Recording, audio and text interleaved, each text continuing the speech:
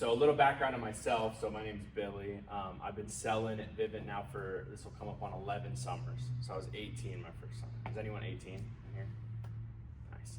So one of the biggest advantage I think I've had in my career is I started when I was 18. I think like average age of most Vivint reps starting is probably like 20, 21, 22. I got in at 18 and I sucked at the job. Like I was absolutely terrible. My first year, I sold 30 sales, so I made 13 grand my first year, so well below average of what an average first year rep makes doing this job.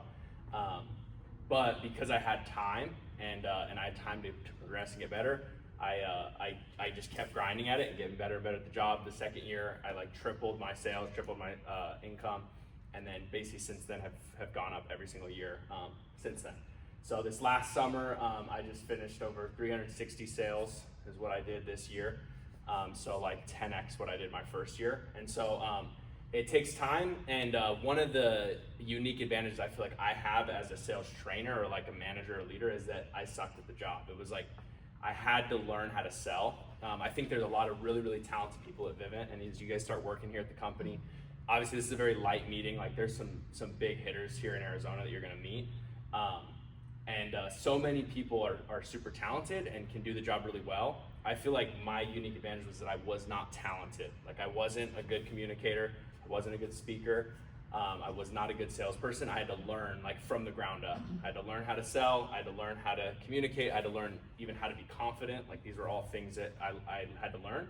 And that's what's cool is that you can learn these things. So if you're coming into this and you feel like maybe you're not super strong on some of those things, over time they can improve if you put the work in.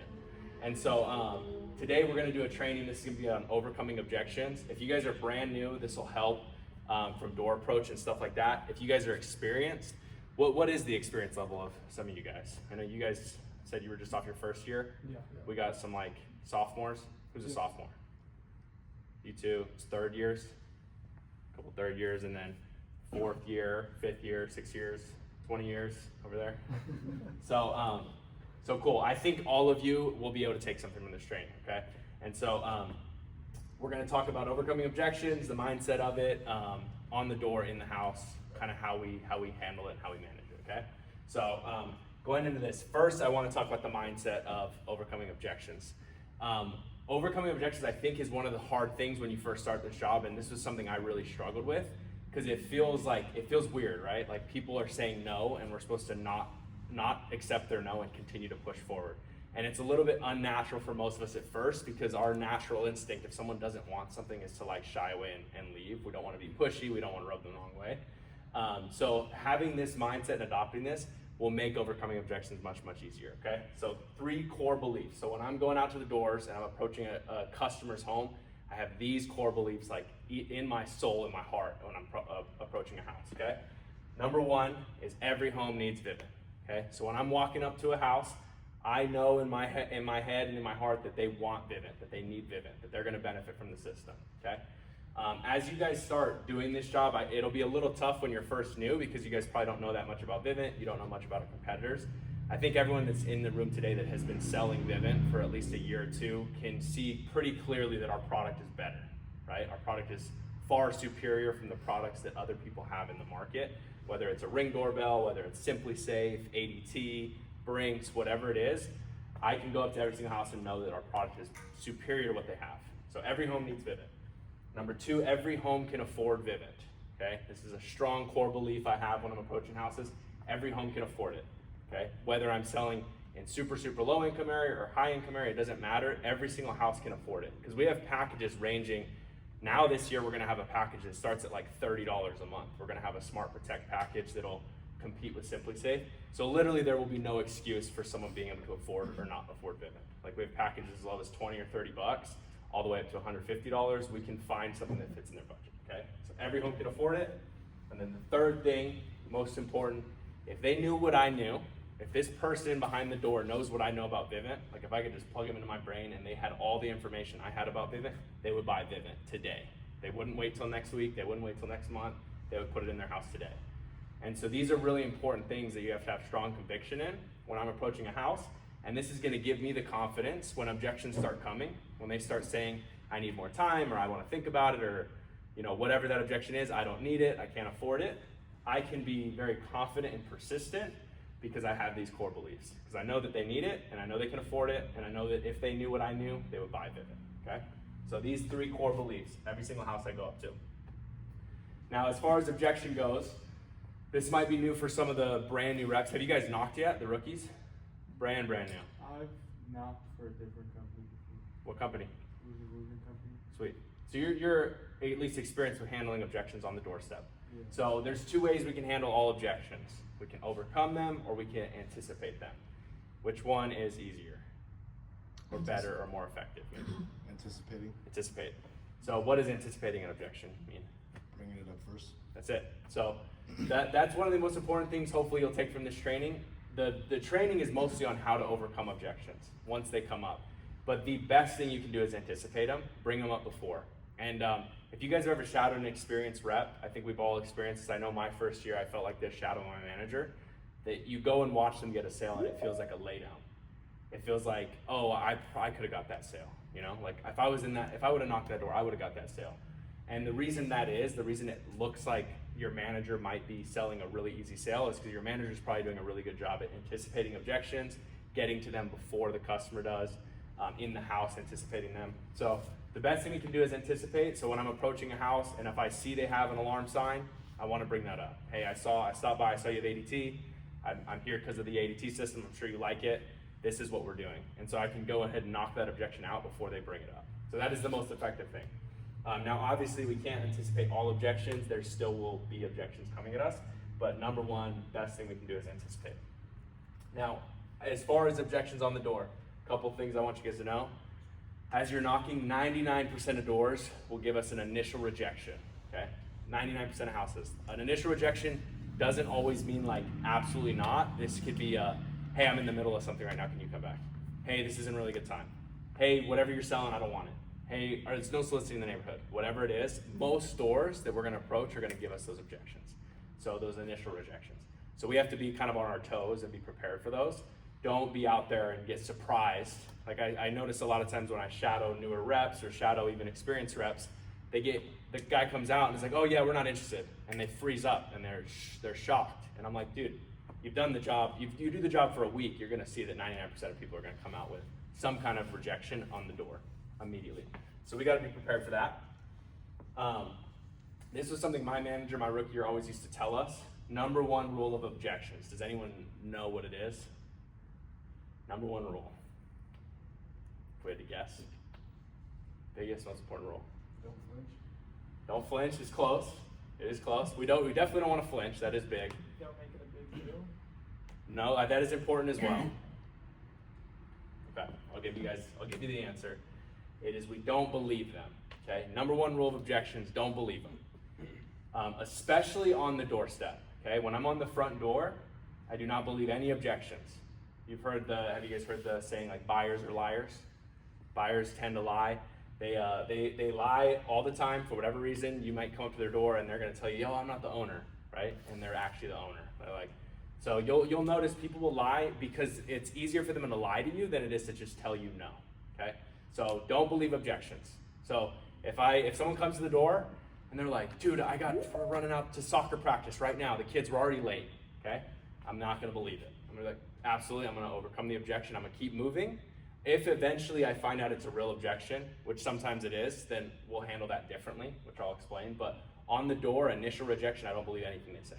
If they tell me they're moving, we're moving to Montana next week, okay? I don't believe it. They're probably lying. I'm gonna just keep going through the full pitch just to see, because I've had so many people that on the first initial door, oh, we're moving. And then we start sitting down, we build some value, and then I'm like, when are you guys moving? And they're like, well, we wanna move. Like we're planning to move. It probably won't be for like 3 or 4 years, but we do wanna move. Because a lot of the homeowners have realized if you come to the door and they tell you they're moving, all the other salespeople just go away. Or a lot of them started figuring out they just come and say they're renting. They're not even really renting, and the people would leave. What's up, guys? So, the number one rule of objections, do not believe it, whatever they say, okay? So, always remember that. And then, this last thing, treat all objections on the door as a smoke screen. What is a smoke screen? Who can tell me what a smoke screen is? Not a real reason. Not a real reason. They're blowing smoke. Smoke screen, it's like, the Ninja like throws smoke and then he disappears. That's like the customer, okay? They're like, oh yeah, we're moving. They're throwing smoke. Hopefully with the smoke and the fog, you'll leave and then they'll disappear into the house, right? So every single objection on the door I treat as a smoke screen, okay? And so this is an important mindset on how we're approaching objections, is we just don't believe them. Go all the way till the end of your pitch, especially if you're new. Because when you're new, it's a lot harder to gauge, and the biggest thing you can work on and develop when you're new is persistence. How can I get farther and push farther with every customer? Okay, so now once these objections actually come, this is how we're gonna overcome them. So I have like kind of two acronyms, basically the same thing, aim or err. So this is how I handle all objections. They come at me on the door. So we're gonna agree, ignore, move on. Or you could say agree, ignore, redirect as err, okay? So what I mean by this, when the objection comes up on the door, I agree with it. They say, hey, sorry, we can't do this right now, we're moving. Oh, absolutely, no problem. The system will move with you, okay? I just agree with it, perfect. And then I'm gonna ignore it because it's not a real objection, and then I'm gonna move on. So anyway, the way the camera works, we'll put one up on your driveway and I'm gonna keep the pitch moving, okay? They say, hey, we can't afford anything right now. Not with Christmas coming up next week. There's just no way, the timing's horrible. Absolutely no problem, not a big deal. That's why they send me out to the area. This is what we've been doing in your area, and I'm gonna just keep going, okay? I'm gonna agree, ignore, and I'm gonna move on. And this works with every objection I get on the door, okay? And so, always agree. The agree part is very, very important because we don't wanna argue objections. So on the doorstep, I'm never trying to argue or overcome or change their mind on their objection, because you never will. If they give me an objection, I just always agree, okay? So they say, we got guns. Perfect, you got guns, awesome. You guys will love this. We're just adding the cameras to see you're outside. Like, I'm not even really focusing on that objection because the objection is not real, right? It's a smoke screen. And if I start giving them solutions or trying to resolve this fake objection now becomes real, okay? And so, another thing I noticed, like people, like let's say they say I have a dog, and a lot of sales reps' natural response is like, okay, here's the objection, let me find a resolution for the objection. Okay, you have a dog, perfect, but what our system will do is it has a fire monitor, so if the fire alarms go off, it'll call the fire department. Your dog can't call the fire department, and then we create like a conflict or an argument.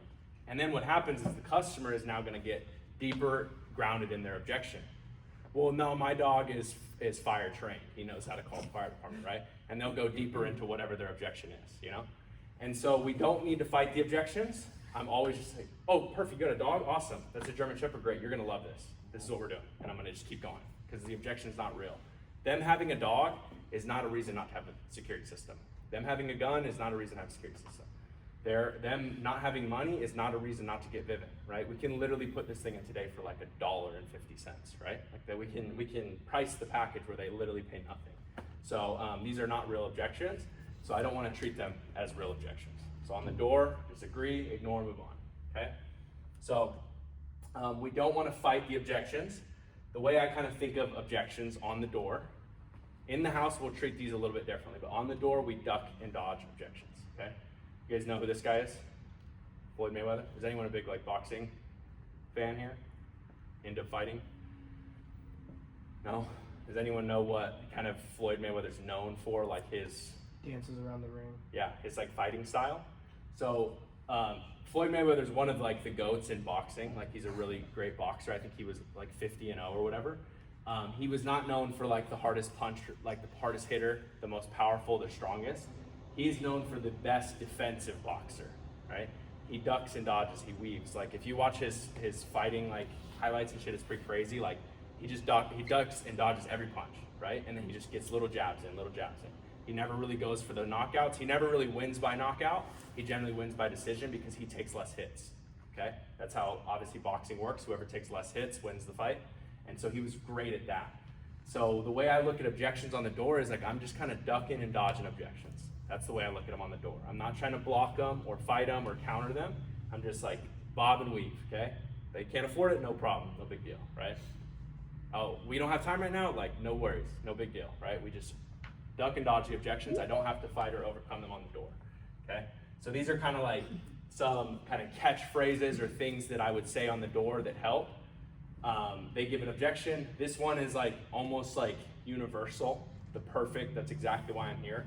As you're learning this job, if you don't have a bunch of rebuttals and answers for these objections, this is like kind of a universal. You can say it to almost anything. They say, yeah, we can't afford it. Perfect, that's exactly why I'm here. We're doing a new program this year and I'm gonna just keep talking, okay?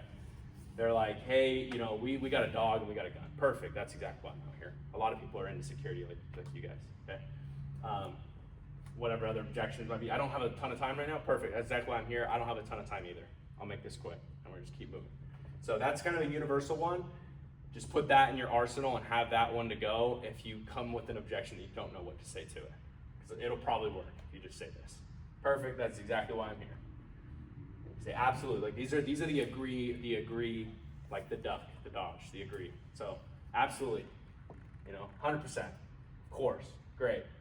That's what everyone out here is saying, perfect. Like I want to practice really agreeing and just being on the same page of every single objection they give you. Because the goal of this is I don't want to be an opposition to the customer or an opponent. We want to be on the same team. So everything they say, I agree with. I got that. They're right. Yes, you're right. Everything they say, I'm on the same page. Yep, absolutely. And you nod a lot. You just agree. Of course, absolutely great. And then you just keep moving. Okay. But the important part of that aim, we want to agree. We can ignore the objection, but we have to redirect and we have to continue the sale. Okay. So I can't it'd be weird. They're like, yeah, we can't afford it. Yeah, that's perfect. That's exactly why I'm here. And we just sit there. So they're gonna give you another objection. So they say, yeah, we can't afford this right now. Perfect. That's exactly why I'm here. This is what we've been doing on your street. Vivint's the one, and I'll just go into this is what our cameras look like. We've been putting these up on the driveways, and then keep going. And what you'll notice is if you get good at this, you'll finish your pitch 90% of the time. It's pretty rare that I'm not getting the whole pitch out on the door. And I think that's something a lot of guys struggle with, especially when they're new, is they're not getting to the end of their pitch because they're getting stopped with these objections. If you get good at this, you can just weave your way through all the way to the end, and you'll get better and better at it the more you do it, that it'll be more smooth, okay? But practice this, and with your role plays, when you guys are practicing your pitch, practice these agree, ignore, move on, okay? These kind of rebuttals, okay? Now, objections in the home, we're gonna treat these a little bit differently, okay? So on the door, everything's a lie. It's all smoke screens. I'm ducking, dodging, weaving. I'm getting in the house, okay? Now I'm in the house. We've presented. We're building value. These objections in the house are way more real than the ones on the door, okay? Because if they've let me into the house, now they're interested, right? There's some value built. There's a little bit interested in Vivint. These objections are all real concerns generally. They might not necessarily tell you the actual concern, but there are usually real concerns that they have. Our job is to get those out. So objections in the home, we're going to handle a little bit differently. Okay, we're going to go back to the beginning thing. What is the best way to handle objections? Do you remember? Anticipate. Cool. So remember that. We're going to anticipate it. In the house, same idea. We want to anticipate objections. Okay. So when I'm in the home, I want to anticipate these objections. The best close is always a good presentation. So if I can have a good presentation that knocks down these objections, that is the best close you can have. Again, we can't anticipate all of them, but the way I model my in-home flow, and again, this training is not going to really be about presentation or in-home flow. We can do that on another day, but you want to create a presentation that knocks down the main objections, okay? The main objections to me, if I'm sitting in a house with a customer, is going to be the spouse, okay? How do I probably get rid of spouse objection? Bring the spouse in the room, okay? Get the wife and husband together. That's going to eliminate spouse objection. The next objection you get a lot of times is money, the money objection. There's a way that I bring up the price and give them an option. So I give them an option close when I drop price. Hey, does the price look good where it's at? Or do you want to take some stuff off to get the pricing down? That's kind of an option close, which gives them the option to either remove products and lower the price or keep the price where it's at. So I can kind of anticipate the price objection there. We get research. I need to research your company. I need to look into it. So I'm anticipating that by addressing the awards, addressing the reviews, showing them all the credibility of Vivint. So the best presentation is gonna knock down all these objections. I feel like I do a really good job at this, so I don't really have to deal with a ton of objections at the end, okay? But obviously, we can't anticipate all of them. Not every house is gonna be a laydown. There will be objections. So this is what we do if they come up. So how to overcome in the home. So it's gonna be a little bit different on the in the house, okay? We're gonna actually have to help resolve this objection a little bit and help overcome it, okay? So this is the steps. The objections come up. First step is empathize, okay? So what I mean by empathize is like, I wanna agree with the objection, but I also wanna let them know that I understand how they feel, I understand what they're saying, I get where they're coming from, okay? This is really important. The reason people hate salespeople, the reason people get upset at salespeople is most of salespeople lack empathy. They don't care about the customer. They don't hear the customer, see the customer. They see a sale in front of them. They see another, another dollar sign in front of them. And have you guys ever felt like on the doors that like people like almost didn't see you as a person? They saw you as like a robot or like a sales, like they treat, like we've all probably gotten treated like shit doing this job, like where people are rude, mean, because they don't see us as a person, okay? But sometimes we make the same mistake the customers make where we don't see the customer as a person. We see the customer as a sale or an obstacle to overcome to get my paycheck, to get my money. So it's important that we empathize. So when they say, hey, we can't afford it right now, I'm gonna agree with them. I completely understand. I know money's probably tight. You have the holidays. I completely get it, okay?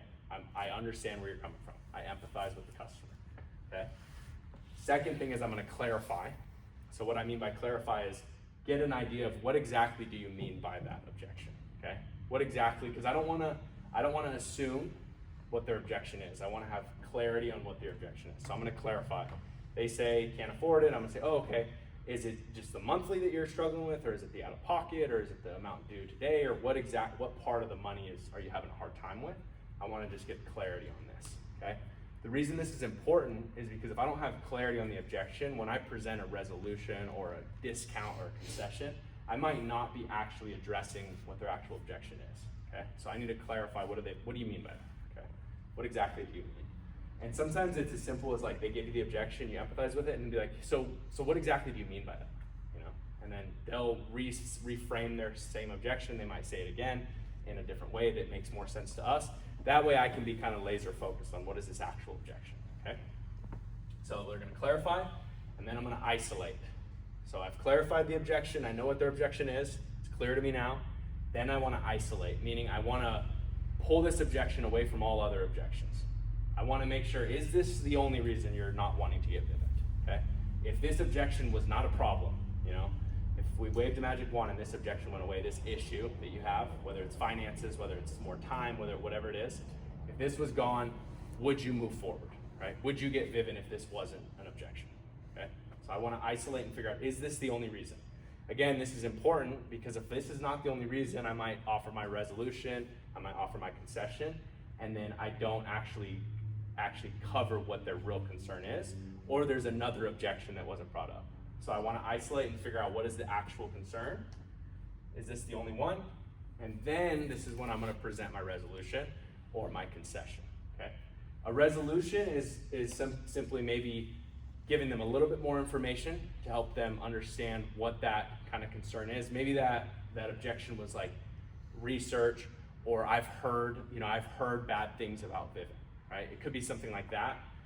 Clarify, oh, what did you hear? Isolate, okay, so aside from that, assuming that you didn't have the same issue as so-and-so that you talked to, any other reason you wouldn't move forward. And then maybe the resolution is cool, well, I just wanna show you my own Google review rating, and I wanna show you the customers who have worked with me and the difference Vivint's gonna be working with me versus whoever your friend bought Vivint from.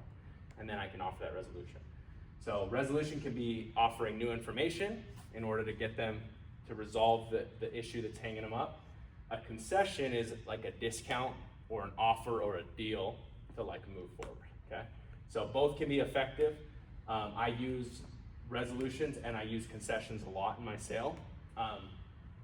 Again, we could have a full training on how to present concessions, how to use them strategically so we don't just give away all the money. I still wanna make money on the sale, right? I don't wanna just not make money. So there's proper ways to do that.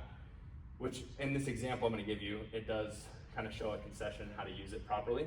But this is essentially a discount or offer them a little bit better deal to move past this objection, okay?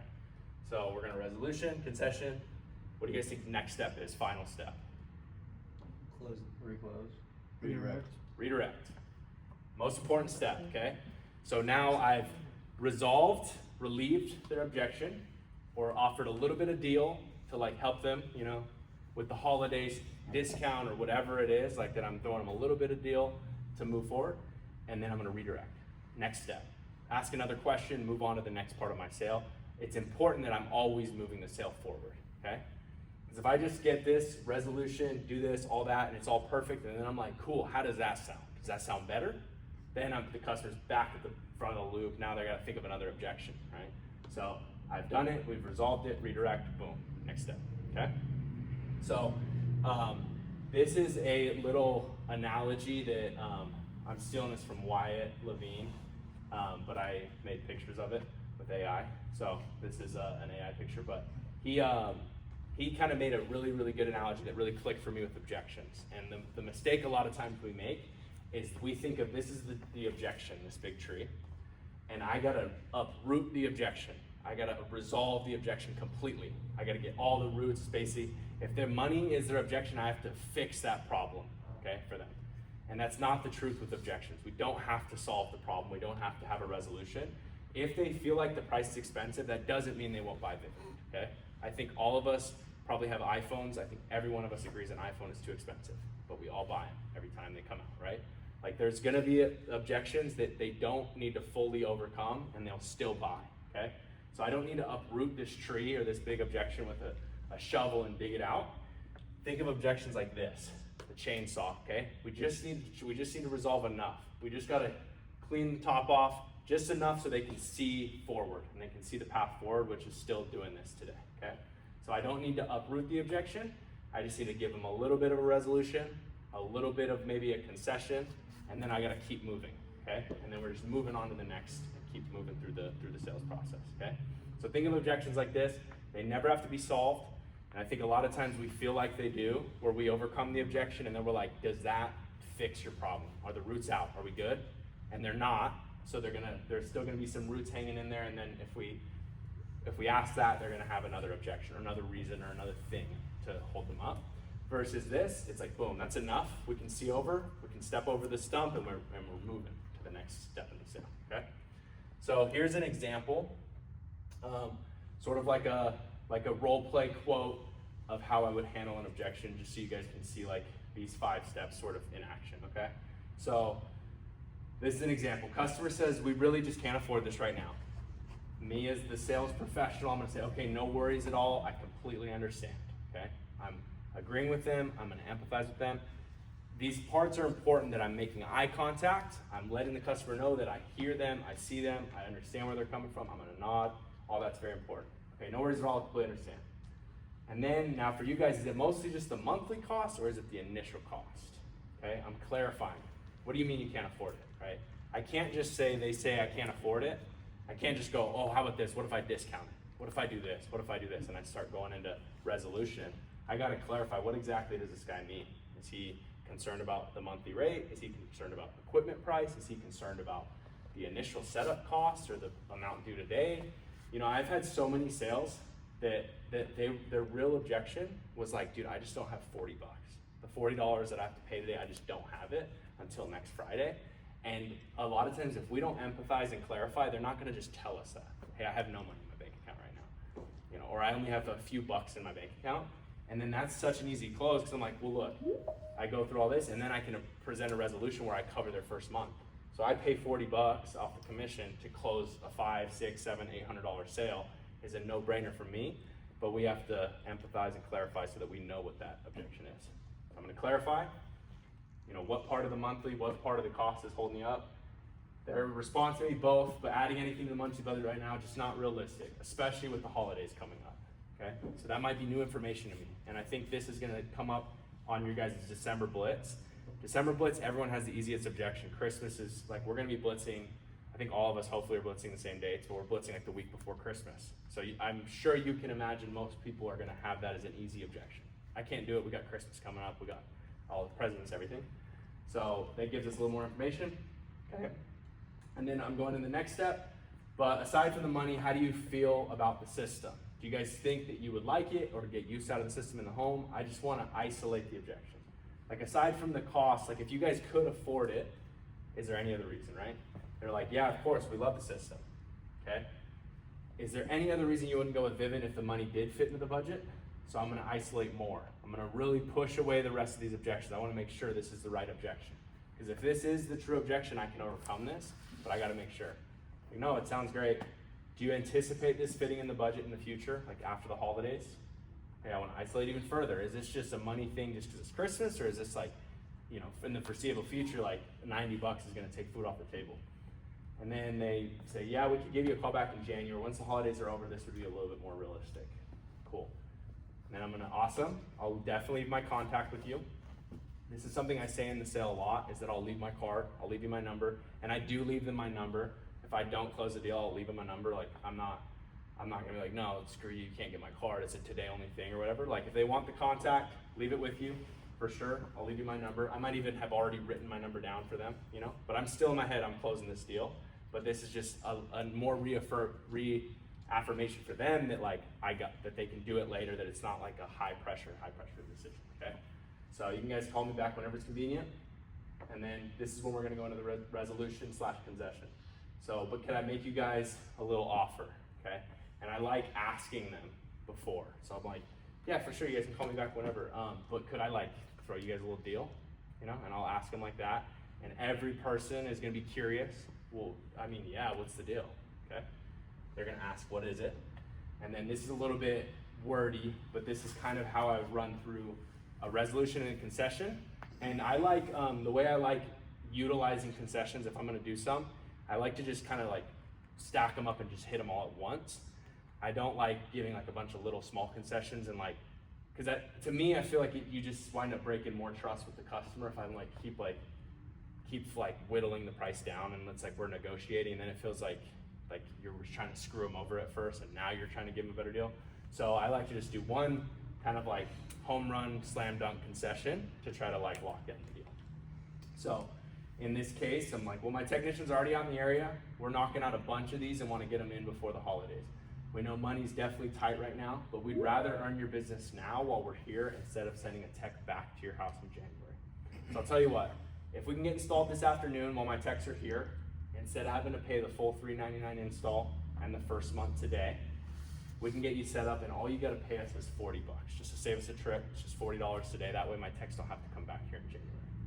And then, because you got the ring, we'll go ahead, we'll throw in a $200 visa if you just give us the ring. So that will cover your bill for December and January. So I'm gonna cover you through the holidays. That way you don't have to worry about paying this over the holidays, okay? So now what I've done is I've just taken their objection, we've isolated it, we've clarified. Now I've fully resolved and offered a concession to help cover them through the holidays, okay? And then generally when I throw them an offer like this, the customer kind of does this like, they always like it, because it's a very compelling offer. And you guys will notice, like, I like saving this install fee to the very end. So like the whole time, like the customer is thinking they're gonna pay $400. That's something I use at the very end of the sale to close the deal. I notice a lot of reps just like almost on the doorstep, they're telling the customer, yeah, there's no install because we're out here today. So like I'm saving this to the very end because that $399 install doesn't cost me anything. I can roll that into their monthly without taking any hit on my commission. And it's such a compelling deal. It's better than waiving a first month. It's better than $10 off for 6 months. Like $400 savings is a huge offer. So I want to save that till the end and it doesn't cost anything.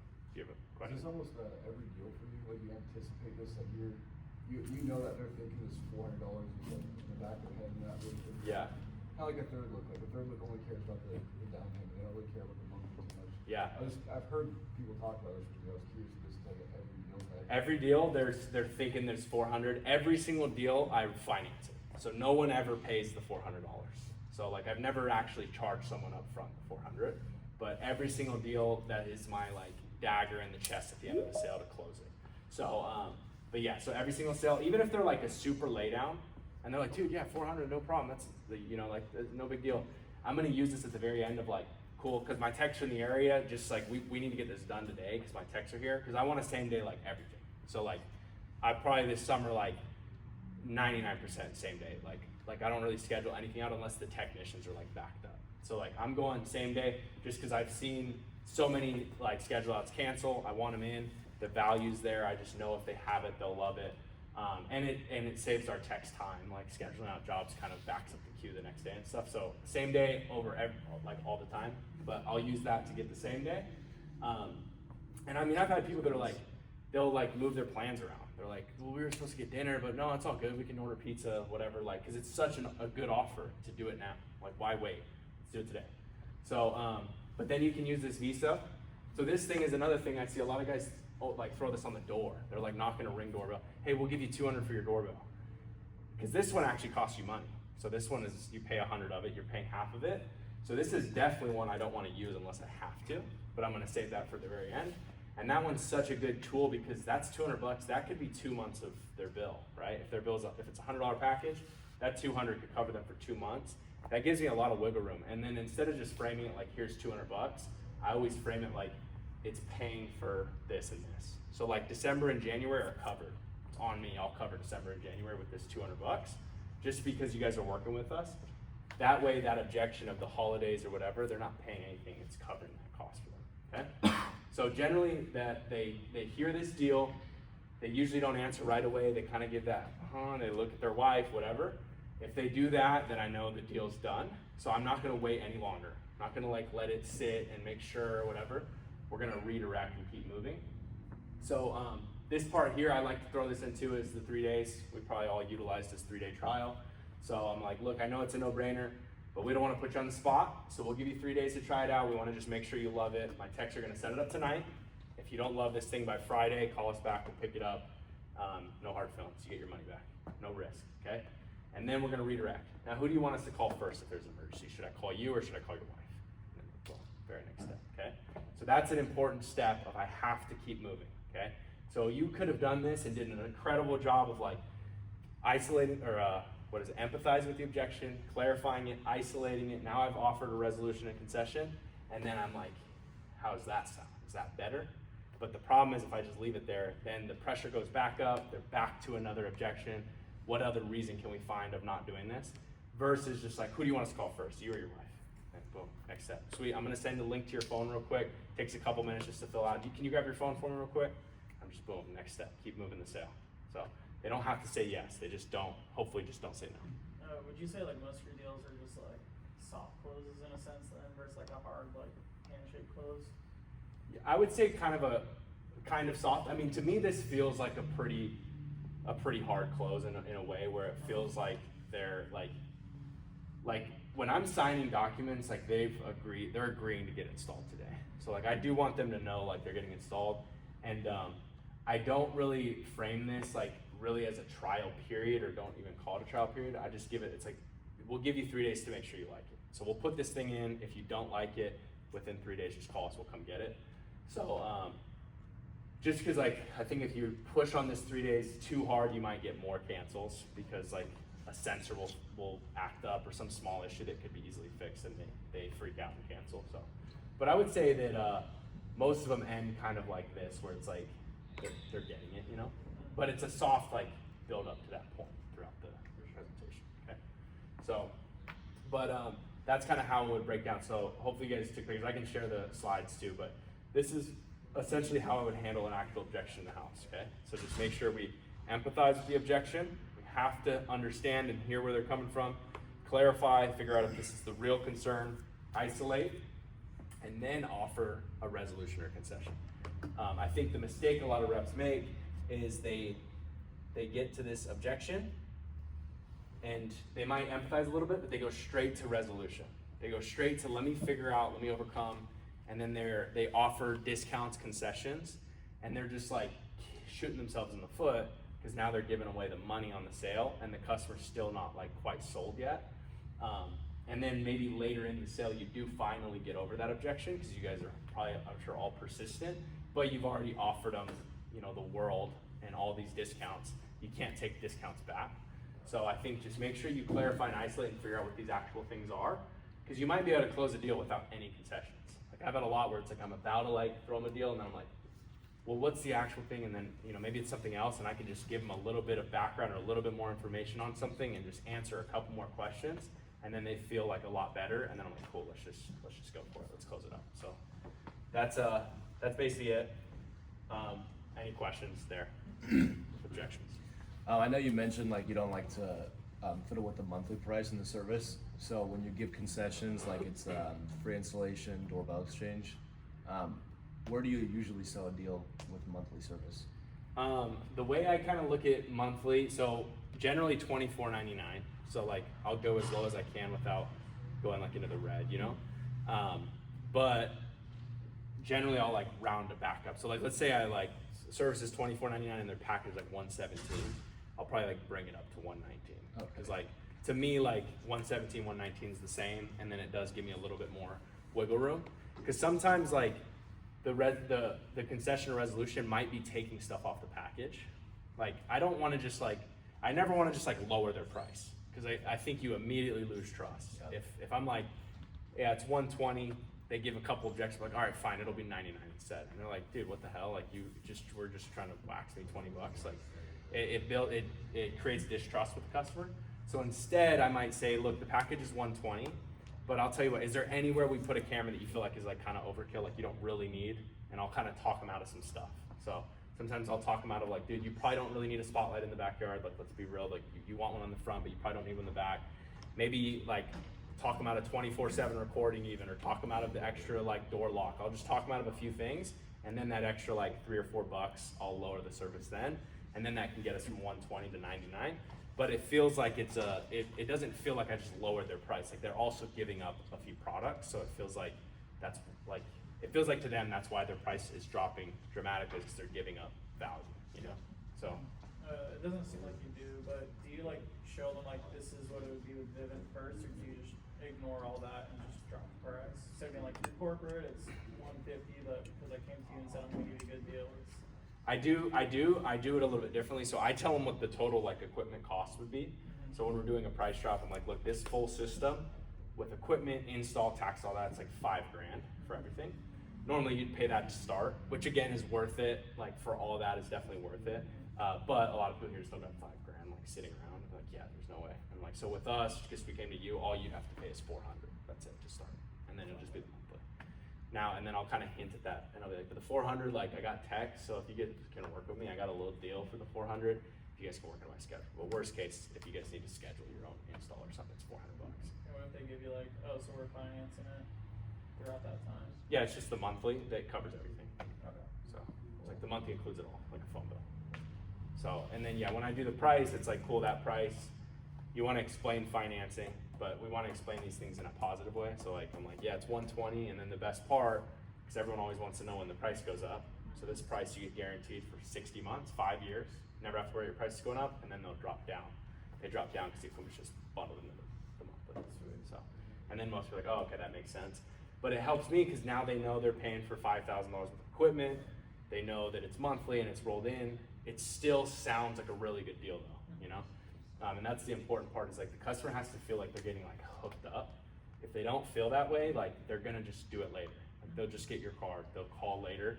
Like they have to feel like they're getting like a killer deal, or they're just gonna like, they're gonna wanna go to the website or whatever, you know? That's really good. Yeah. Any other questions? Yeah, for like my pitch, I use your, you know, you harp on like program different from what the last guy did. Mhm. I use that, and then when I'm closing, typically I like to show like no deductions, anything, just standard price. And then with the program, this is that.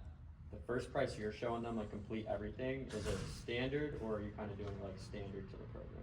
Yeah, so I just, kind of like what I was explaining there, I just explained full equipment price and then just the monthly price. Okay. The reason for that is like, I feel like I don't want to give them like too many numbers.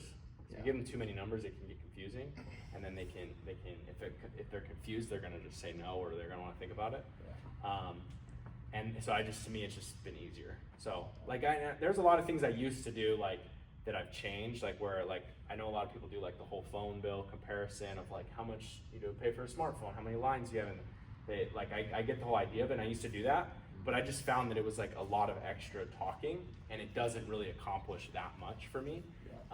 If anything, you can kind of test the customer's patience. Sometimes like, dude, I don't want to play the guessing game. Just tell me the prices. So you're trying to make it kind of simple as possible. Yeah. The whole thing. Simple as possible. I want it to feel concise. I want the customer to feel like this is happening, like this is gonna be quick. I'm not gonna be here for very long. So I just feel like that's the easiest way. Just like, normally it'd be this much up front, but since we're out here, it's just $400, and then it's just the monthly. Makes sense. To make it easy, yeah. Anything else? Any other questions? I got a question. Yeah. So one thing that I've kind of run into, especially last year, was the 60-month thing. And oh, what 60 months? Like the agreement. Yeah. How's like a good way to overcome that? So again, like, kind of like the tree analogy, like, we don't need to uproot the objection. A lot of times, like, you just like kind of just like knock it down. So that they're like, dude, 5 years? I'm like, yeah, dude, it's up to 5 years to pay it off. So you have as much time as you want. If you can always pay it off early though, no big deal. If you pay it off early, your price drops. And then I'm gonna redirect. So they're like, 60 months, that's freaking car note. And I'm like, yeah, so I just agree with it. Like, yeah, 60 months, but you can pay it off whenever you want. A lot of our customers pay it off early, so. And then who do you know, next step. So, and who do you guys wanna put for your first emergency contact? And I'm just gonna keep moving. Or like, have you guys heard of it before this? And then I'm gonna go into the awards. So, just keep it pushing, keep it moving. Cause that might be like a small complaint on their end, but it's 60 months, it's 0%, like, why would they not want 60 months, you know? If it's 0%, like, we should do a 10-year finance, you know what I mean? It's free money. 84 Yeah. months. They have an 84 Thanks, month. Billy. Yeah. They have an 84-month contract this year, but it has interest on it, 4%. So if it was 0%, it'd be like a no-brainer, assuming they can pay the equipment off early without a penalty, you know? So that's what's nice to 60 months, they can pay it off whenever. So it's like, you get 60 months, but you can pay it off in 2 years, you know? So, but I think that is an important point of like, I have to get them sold on $5,000 worth of equipment. That's like the important part, is like, it is $5 grand worth of equipment. I need them to feel like it's $5 grand of equipment and that they're sold on getting $5 grand of equipment. Just they can't afford $5,000 equipment. This is a way for them to afford it, you know? Because if they're not sold on $5 grand, it's like, yeah, 60 months, 5 years, however they have to pay for it, they're not gonna go for it. But if I can get them convinced, like, this is $5,000 for the system, and you are gonna pay $5,000, but you're paying this much a month, and it's something you can afford, and that, you know, you wouldn't bat an eye at giving away $100, $90 for all this stuff, then it's a no-brainer, you know? So, but yeah. Any other questions? Cool. Hopefully that was helpful. I think as long as you have kind of a framework and a plan when objections come, as you guys can tell, this is obviously like very thought out. Like I'm thinking through what I'm gonna say every time. So make sure you have a plan when these objections come. Were you trying to ask a question there? No. I thought you were. Okay. So, but that is it. So we're gonna play a couple more games, a few more raffles, and then we'll get out of here. And there is pizza left over, so get as much pizza as you